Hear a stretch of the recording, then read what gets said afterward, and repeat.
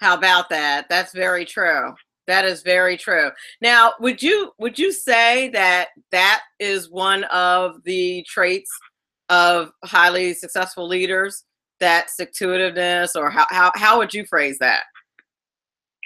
Yeah, I would say it's, well, in that capacity, I'm just going to call it outright persistence. So it's definitely persistence, like in the stand-up world.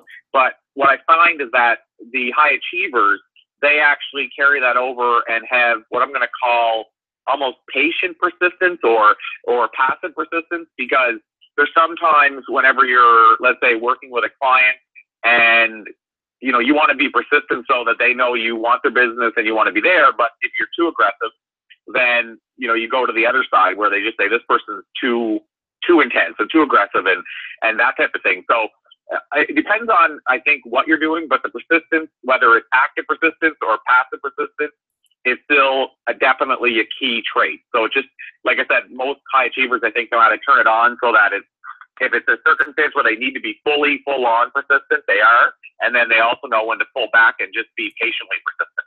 Right. That makes sense to me. That makes a lot of sense. Now, it said in your profile when I was doing some research on you that you've interviewed more than 4,000 influential leaders. What was that like? Let me backtrack. Why did you do that, first of all, and what was it like? So the why is it's kind of, I'm just going to say it's interesting in terms of how it all started happening. Basically, what happened was back a number of years back, I went through an entrepreneurial program, and at the end of the program, they offered us seed money to start a business. And it wasn't a very big amount of seed money, but we wanted the seed money because we wanted to start a business. And me and a business partner were planning to do a clothing store and slash CD store. And I know some listeners maybe today are saying, what's a CD? But at the time, CDs are so big. And we did a ton of research. We wanted to do kind of a top 40 CDs and clothing mixed together in a store and be kind of like a hip store.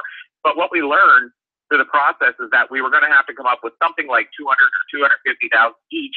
And we were 19 years old, and I don't know if we had 2,500 each. So it wasn't going to happen, but we only discovered this with 2 weeks left of the course.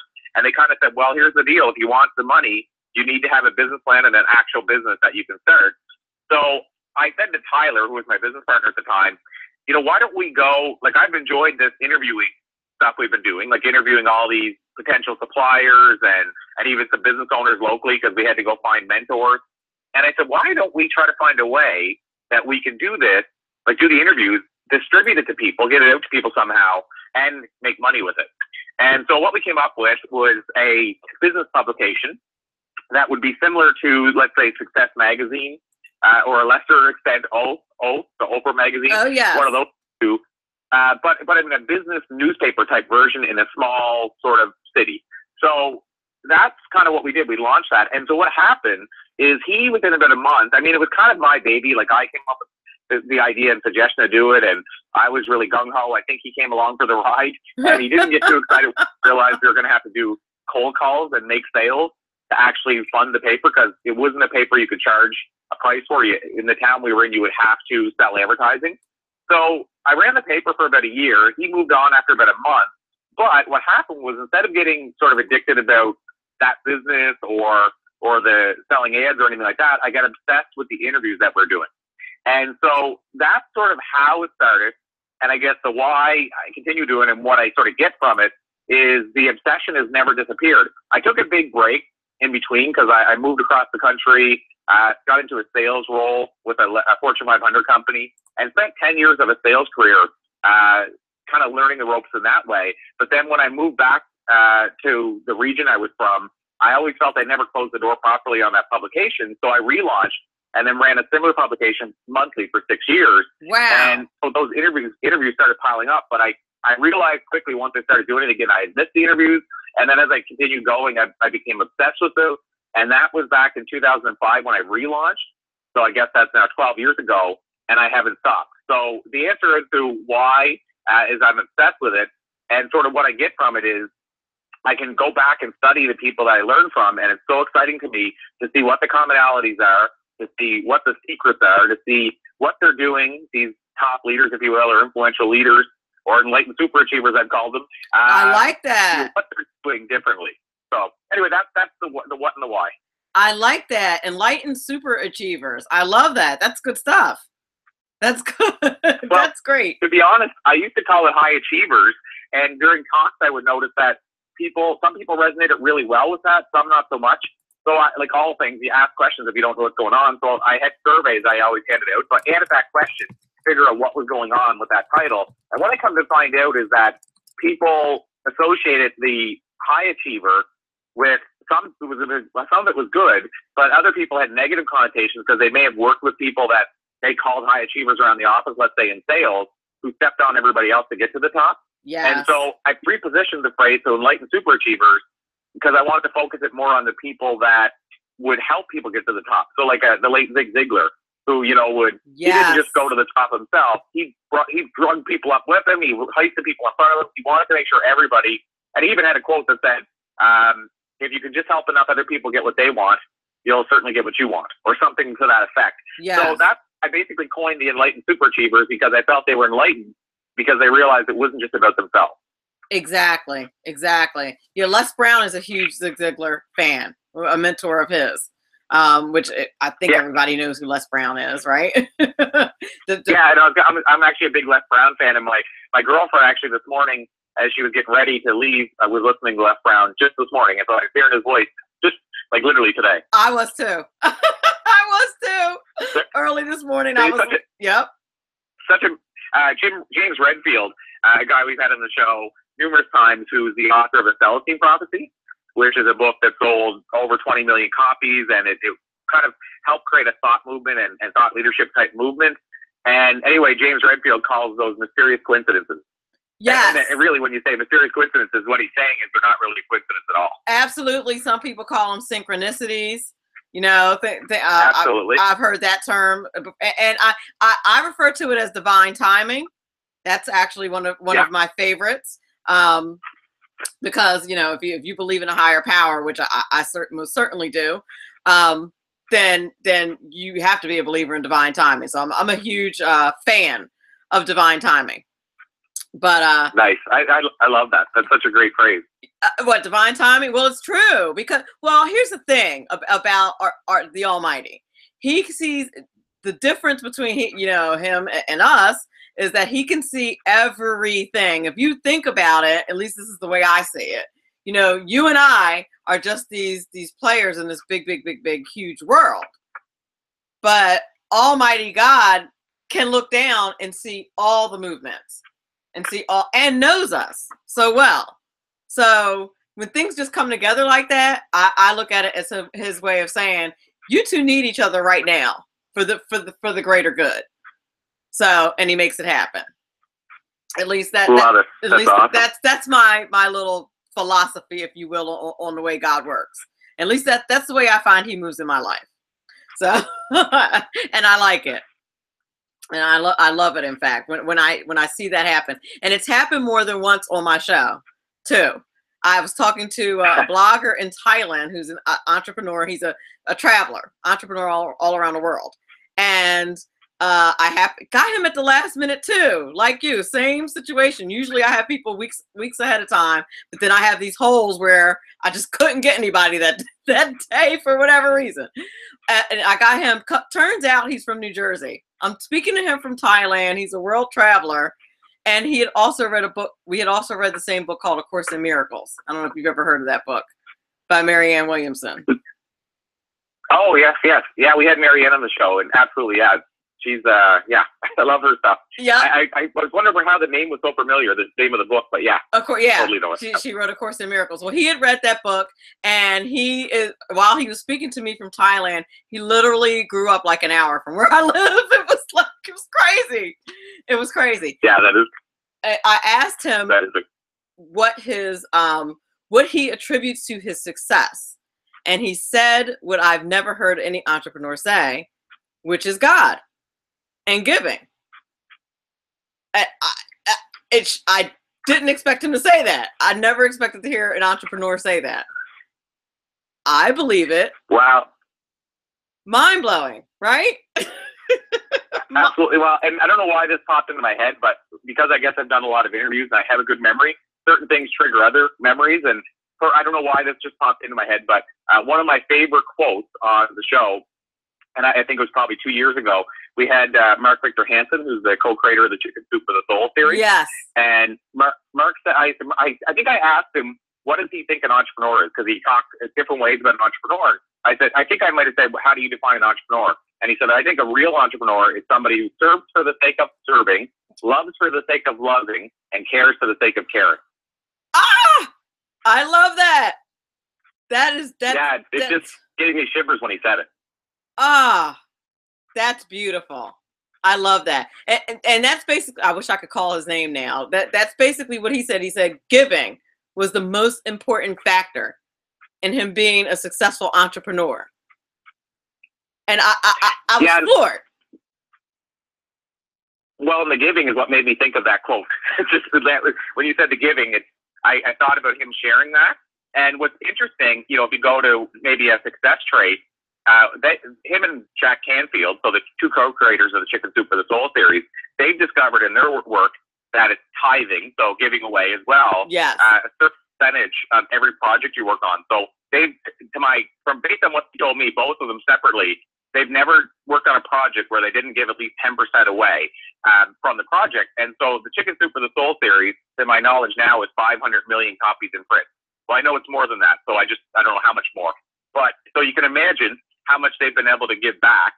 And that they actually credit, and Mark has a book called The 1 Minute Millionaire, and he goes into really big depth in the book about this, but they attribute a lot of their success to the fact that they were giving even whenever they probably couldn't be giving. I'm very rarely speechless. I know you don't know me well, but but believe me, I am very rarely speechless. But that is just that is beautiful. And it is just a confirmation, and I hope it is for you as well and for my audience, just about such things and about the role that spirituality really can and should play in your life. I just don't think it's something we should shy away from. Absolutely. Agree completely. Oh, I love it. So let me ask you, you have interviewed over 4,000 now of the world's most top influential leaders. Many of them, well, I shouldn't say many of them, but only about 1% of them are able to consistently stay at the top. How do you think they do that? What would you attribute to that? So there's definitely, obviously, a combination of things that they do. And what's interesting is I would say not all of them are conscious about it, meaning, some people I feel think that they're intentional, like the thought leaders. And by doing the interviews, I can see that a lot of them just naturally do it, but they don't even know necessarily it's what they're doing. So that's why I love sharing this insight, because I think if we can intentionally do what they're doing by accident, there's so much to be gained from that. So I'll give you some examples. And if you're okay with that, I'll give you the top 3 traits. You know what, Corey, we're up against a break. So just give us the first one, and then on the other side, you'll give us the other 2. Do you mind? No, that's cool. Okay, great. So the first one is, I call it going all in. But to define it a little better than that, they have an innate ability to shut down the distractions so that when they're with you, they're with you. And then if they leave you and they want to be with their phone, then they're with their phone. So what I mean is they go all in with whatever they're doing or whoever they're with at the time. Whereas, and we see this every day, I shouldn't say the average person, but most people, it seems, can't break away from their phone long enough to avoid the trash can that's in front of them when they're walking down the street. Oh my gosh, so, you're so right. So that would be it. They know how to, I can sit with some of these enlightened super achievers for 2 hours and not even know they own a phone, where it seems like the people who want to become those enlightened super achievers can't seem to break away from the technology and or the distraction. So that's a really, really big one. I love it. We're up against a break. You're listening to Money Talk with Melanie. We have Corey Poirier with us this morning. He is a multiple TED Talk presenter, entrepreneur, and author, and just all around fantastic guy. And we'll be back in one moment.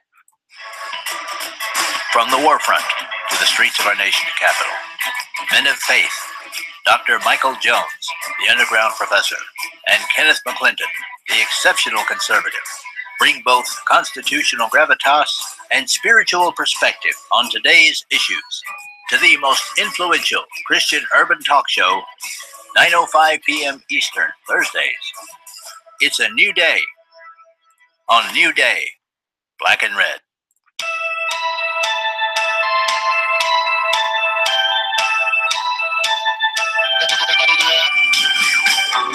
Hey, it's Jersey Joe, Book Reaver for Common Sense. You can catch me at Wednesday, 8 a.m. Standard Time on shrmedia.com. That's every Wednesday night, 8 p.m. Eastern Standard Time, shrmedia.com. Conservative media done right. You're listening to the SHR Media Network. Hey, it's Sean from the Sackheads Radio Show. Also one of the owners here at the SHR Media Network. Are you opinionated? Have you ever wanted to do your own show? Have you ever heard somebody like the Sackheads and go, yeah, I could probably do that better?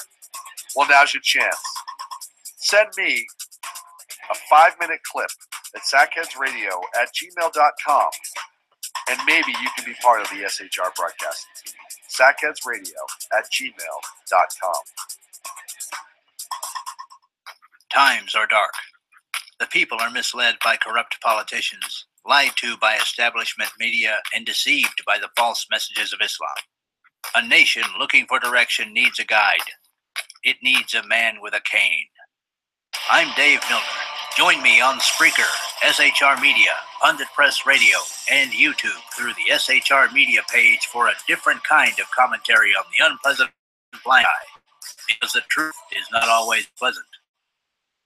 Freedom Fest, the world's largest gathering of free minds. Join your friends from SHR Media at the beautiful Paris Resort in Las Vegas, Nevada, July 19th through the 22nd for 3 amazing days of liberty-oriented discussion, investment advice, and the Anthem Film Festival. It's our big 10th anniversary, featuring keynote speaker William Shatner and Freedom Fest favorites, including Steve Forbes, Jim Rogers, Lee Edwards, David Boaz, Doug Casey, Dinesh D'Souza, John Stossel, Lisa Kennedy, Grover Norquist, Peter Schiff, and many more. Don't miss out. Register at freedomfest.com for $100 off the regular registration rate when you use the all-caps code SHR Media.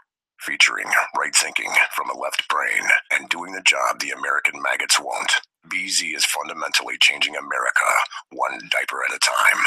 Just when safety pin manufacturers are running out of metal for the diapers of the leftists, where the speech is free, but the drinks are not. The Bloviating Zeppelin's Berserk Bobcat Saloon can be heard every Tuesday and Thursday night, commencing at 11 p.m. Eastern and 8 p.m. Pacific, where pushback is a requisite art form in and of itself. Let your ossicles be truly liberated when you listen to the Bloviating Zeppelin's Berserk Bobcat Saloon, only on SHR Media Network. No ferrets were harmed in the making of this ad. Conservative media done right. You're listening to the SHR Media Network.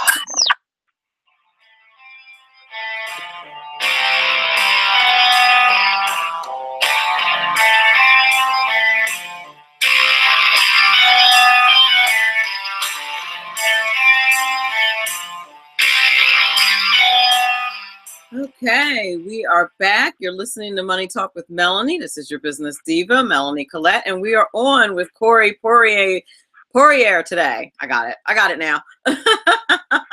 And he is an author, entrepreneur, multiple TED Talk presenter. My listeners know that I am a huge TED Talk fan. Like I will binge TED Talks. Like if I'm on a long trip or something, usually people are have their headsets on and they're listening to, music, they're rocking out. Not me. I'm listening to TED Talks.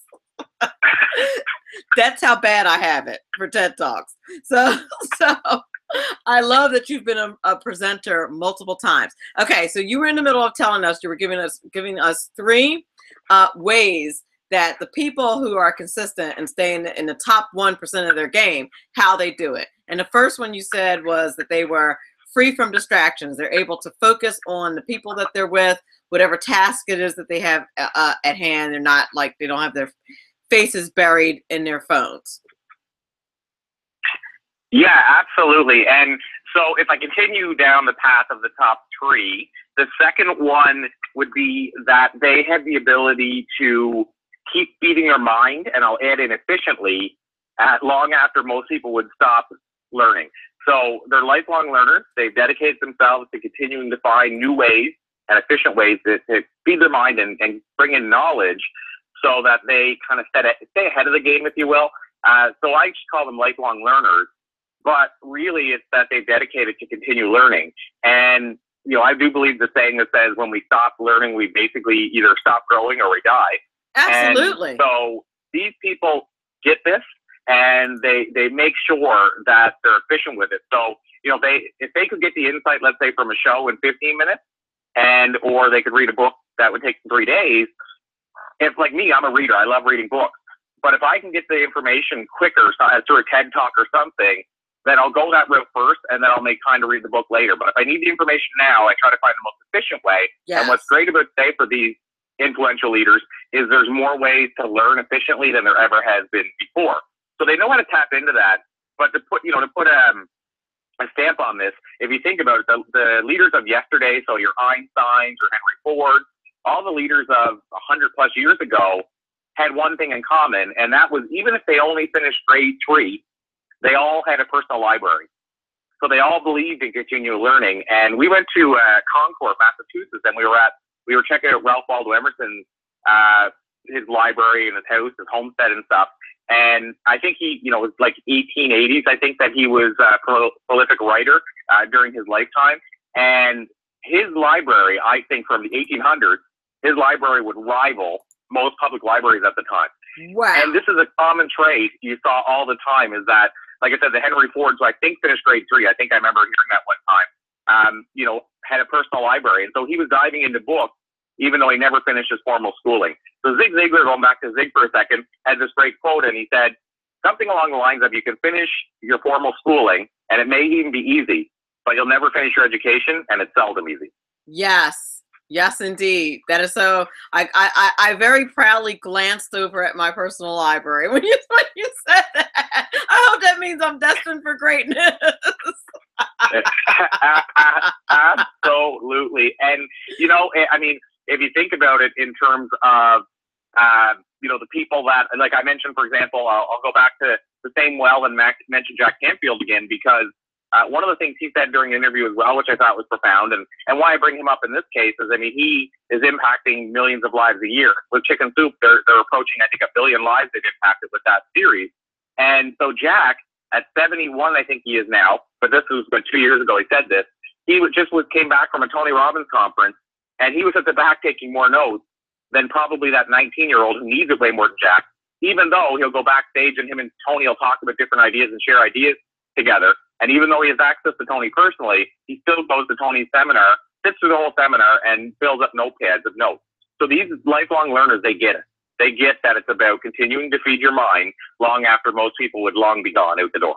Absolutely. Have you, and for my audience and for you as well, Corey, if you've ever dealt with someone who doesn't believe in personal growth, I had someone say to me one time, I'm the same person as I was when I was 14. I don't need to grow anymore. He was about 42 at the time that he said this to me. Wow.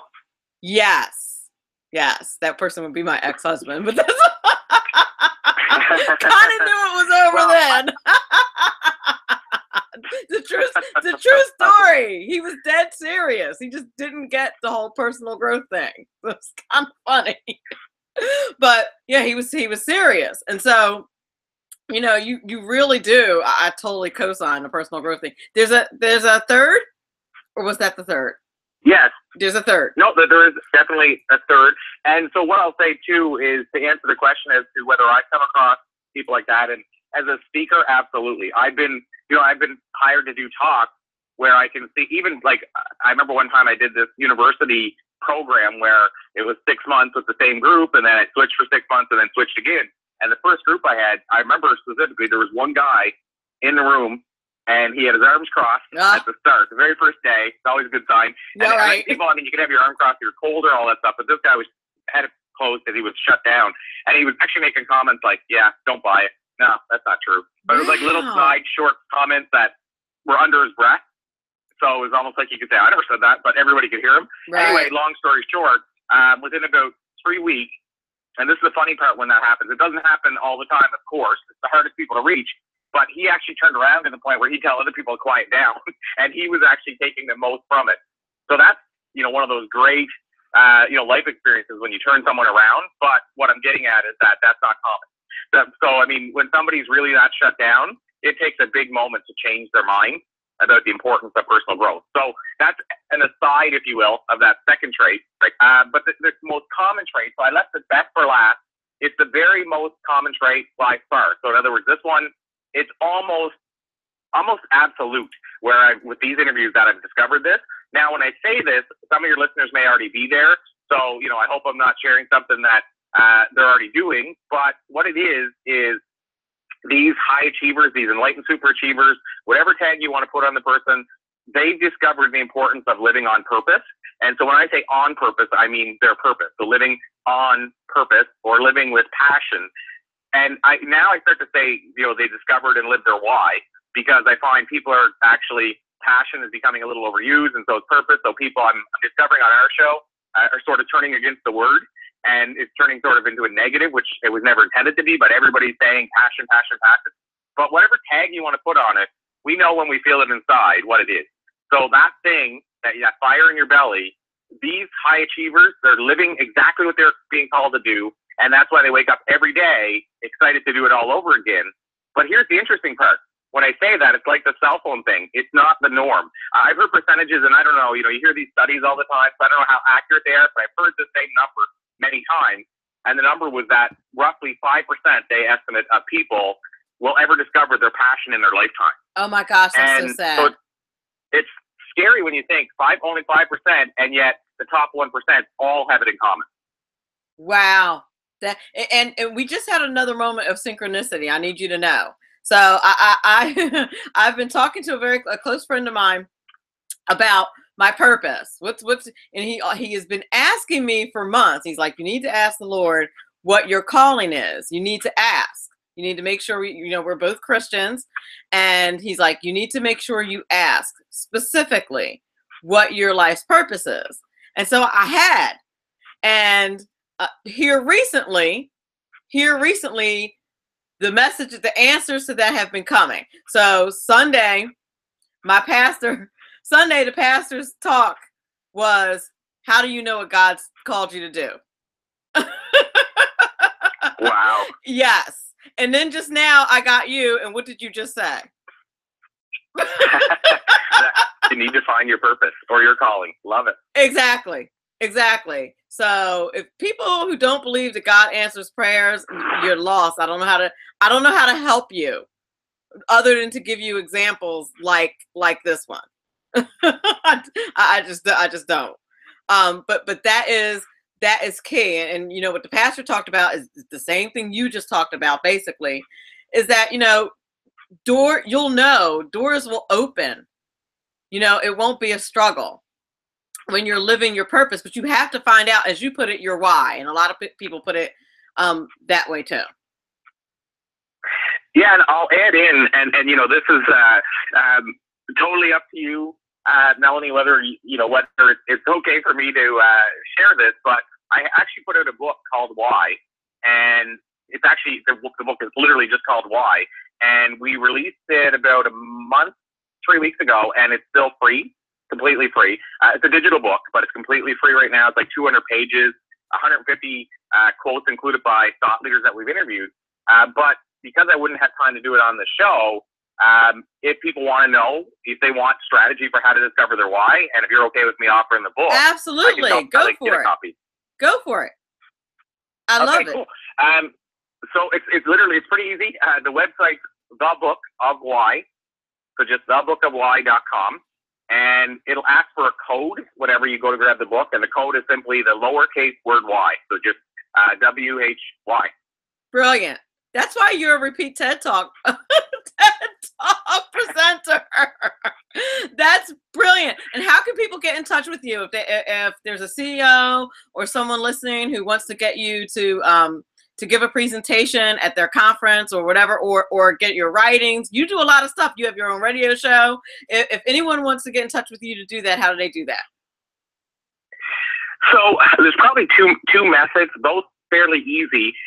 The one method I'll mention is kind of another thing. You know, somebody said, what do you really focus on right now? And so I just launched, we're actually in the process. I mean, we're down to probably the last 4 days of it, but we opened the doors to our speaking program a little bit ago. And basically that's a real passion for me now, which is helping teach other speakers how to impact lives, transform lives, probably most importantly to actually get paid while doing it, because I find there's a lot of speakers that give talks for no fee whenever they could be actually figuring and knowing how to reach the right clients who actually see the value and want to pay a fee. So anyway, that's something that I'm working on right now. Again, we opened the doors last year, huge success, so we're doing it again this year. That's at thespeakingprogram.com. So again, thespeakingprogram.com. And if they want to learn everything about me, they can go to CoreyPoirier.com. I love it. That is absolutely beautiful. I totally, and I do this often. My last segment is usually 5 minutes of personal finance, but if my guest is just as prolific as you are, I couldn't stop. So I was like, forget the 5 minutes of personal finance. We'll do it later. But, thank you so thank you. much. That's humbling. No, you were awesome. And I was like, there's no way I'm stopping this guy from talking anymore because he's just way too good. So thank you so much. Just excellent stuff. I love it.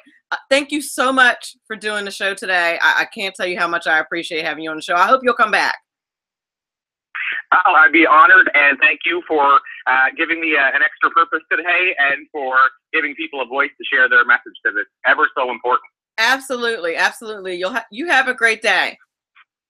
You too. Thanks, Melanie. Yep. Thank you. Bye-bye. Bye-bye. You're listening to Money Talk with Melanie. This is your business diva, Melanie Collette. I want to thank Corey Poirier for being on the show today. Oh my gosh, he was just wonderful. And I want to thank everybody who's listening, everybody in the chat, and I want you to have a fantastic day. Remember, this is important because it's your money.